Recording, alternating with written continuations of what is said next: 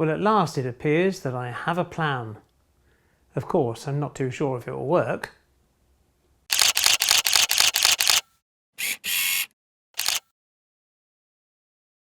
Hi, welcome back to Chadwick Model Railway. I'm Charlie. You may have seen a couple of videos ago when I made an attempt to put up the back scene, and if you did watch that video then you'll know it didn't go too well, and there may well be a link just here should you wish to catch up on that one. So the new back scene's up, and how did I get it done? Well, this time I ordered it in 3 pieces, so the centre section, which runs from here to here, is 5 foot long, and there are 2 30-inch sections at either end, and therefore I avoided the problem of the join in the centre.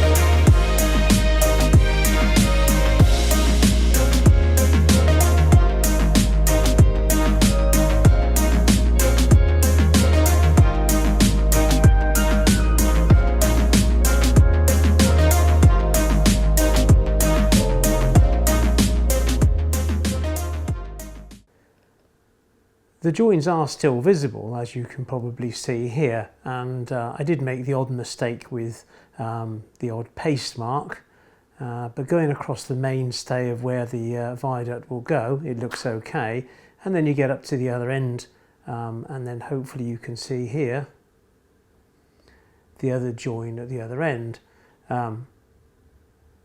which hopefully will be hidden pretty much by the hillside, which is going in here. I've put another batten across the wall at the far end, which will support the bridging board that goes from the old Chadwick TMD through into the viaduct. And if you look closely, you can see an extra 4 holes where clearly I got the maths wrong and the batten was too high. I've put together the new board, and as usual I've used 12mm ply. And it's almost level with the old Chadwick TMD, so that shouldn't be too hard to get that lined up and put together. Of course, now I need to consider the track plan of how we come from the viaduct side off the viaduct, and how we go both behind into the new Fiddle yard and run trains straight through to the front of the old Chadwick TMD.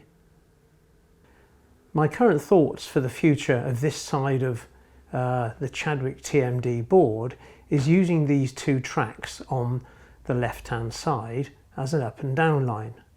There is a small Y-shaped point and also a double slip, which I'd have to kind of reconfigure.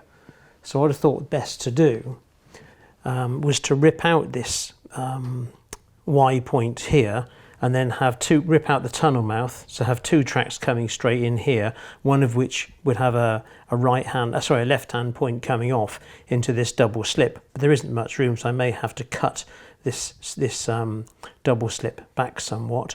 And also these 2 tracks here tend to converge, so I may have to move them apart slightly.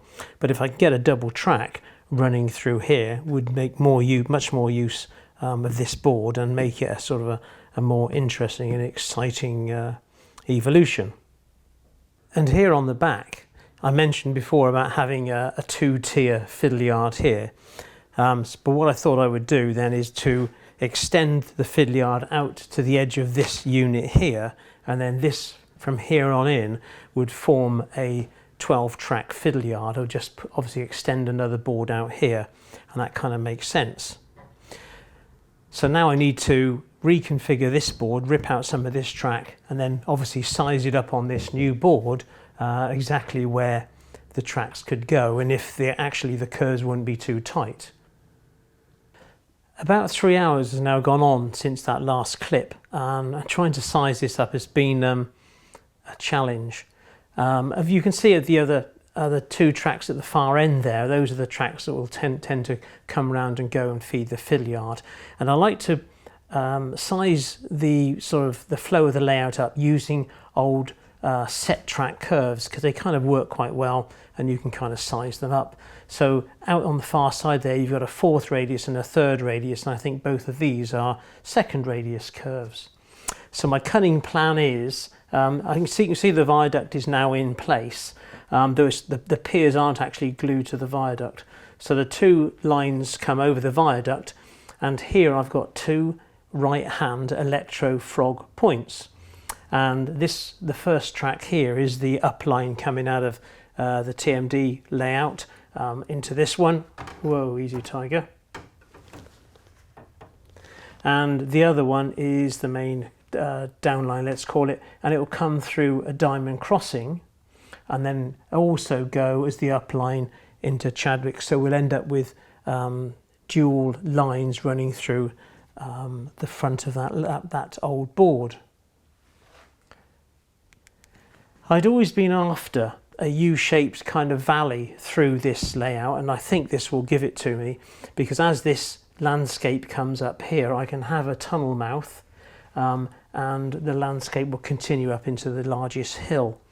Of course, what is fundamental is that I need to bring part of this board out now to meet the end of this viaduct, and then underneath here I can put the point motors to run both of these points. I had toyed with a double slip and having just the one line, but I don't think I need that, so we can do with a the long crossing through there, so I'm only down to the 2 point motors, and that all kind of fits into my current way of thinking. So viewing it from the other end, as you can see the 2 lines coming over the viaduct and then kind of up the other side where the hillside would come in, and then here's the 2 right hand electro frog points which feed both the lines into the old Chadwick, and one of them going through the diamond crossing, and then of course out to the other side.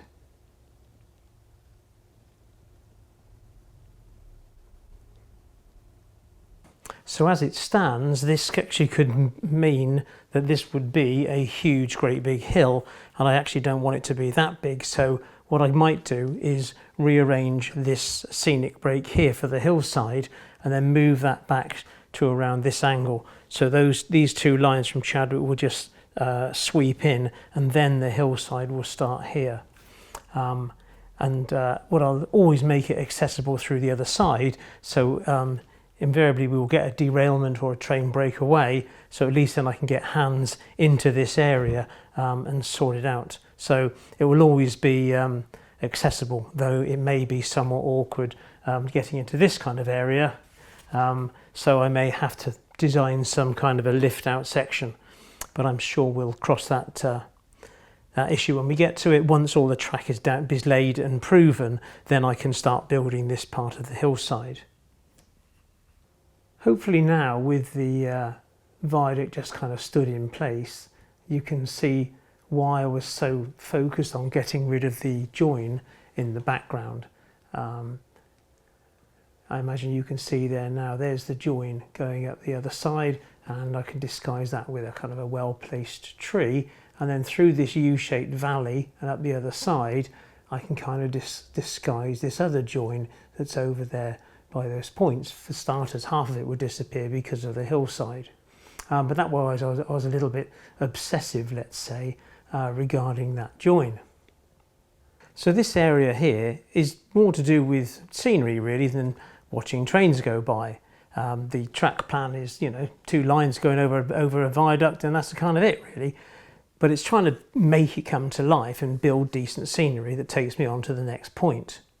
So what's the next job for me to do? Well, I need to build out with timber the track bed that butts up to both ends of the viaduct, and once that's in, I can then sort of plan where the hillside will go, and then obviously run the track right around the other side. But I really want to stay at this end and just get the track in, and then the scenery kind of planned. As I mentioned, the viaduct isn't glued down, and I can mark it out on the boards and kind of plan rivers and the rest of it on how that goes. While I mention about rivers, there's a site I'd like you to check out, and this is a guy from Australia called Luke Towan, and he runs a channel called Boulder Creek, and he's an immensely talented scenics guy, whether it's just war gamers or model railways or whatever, but he has real talent, and he's clearly forgotten more than I will ever know. What I'd like you to do is check out his channel, in particular one particular video, and it is Rivers and Streams Realistic Scenery Volume 8, which has just had the odd 1.7 million views. And the reason I mention that in particular is in that video he has used some products that I intend to use, and I really wouldn't sort of use them without giving him due credit. Now this is Envirotex Light, which is a two-part epoxy resin product for duplicating water, and that's what I thought I would use on the viaduct. And there's a couple of other things that I'm going to use. Over this side, which is mainly going to be polystyrene, there's a product called Sculptor Mold, and I'm going to use that to sort of replicate the hillside prior to doing all the sort of the scenics, the rock lumps and bits of grass and all that kind of stuff. And on this side, I thought I'd try two other products. One of them is Shaper Sheet, which I used on a model railway club layout before. So I've tried this out before, but you may not have seen it, which is very useful. And also the traditional plaster cloth, again from Woodland Scenics. So those are the products I'm going to try out. And it's thanks to my patrons that help me support the channel that I'm able to buy these products and to do a decent review of them as we go along. But as I said, Luke Towan, please check him out, and credit to where it's due. I'm going to sort of crib some of his techniques to check it out and see how it goes on. But I do suggest that you check his channel out, and I think you'll be amazed really at the quality of his scenics. Okay, that kind of wraps this one up. So in the meantime, if you'd like to become a patron, there should be a button there, and please subscribe. I've also got the other channel running on the video side, how to produce these videos, and you might be interested in that. And there should be videos here should you wish to watch more. Thanks a lot, take care, bye bye.